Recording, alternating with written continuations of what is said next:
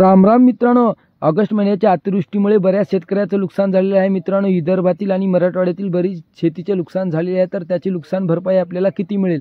तर मित्रांनो 30 मे 2025 च्या नवीन GR नुसार आपल्याला फक्त 2 हेक्टर पर्यंत मदत मिळणार आहे, भलेही आपले कितीही नुकसान होऊ दे, आणि ते अशा प्रमाणात। तर मित्रांनो कोरडवाहू पिकासाठी हेक्टरी 8,500 रुपये आणि फळबागेसाठी मित्रांनो हेक्टरी 17,500 रुपये आणि बहुवार्षिक पिकासाठी हेक्टरी 22,500 रुपये ही अशी मदत शासनाने या नवीन GR मध्ये सांगितलेली आहे मित्रांनो। आणि याच्यामध्ये केव्हाही बदल होऊ शकतो मित्रांनो, कारण यावर्षी मोठ्या प्रमाणात शेतकऱ्याचं नुकसान झालेले असल्यामुळे याच्यात बदल होण्याची शक्यता आहे मित्रांनो।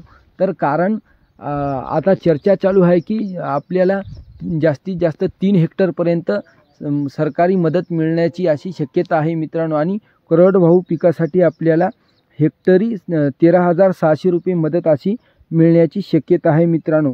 आणि हा लाईक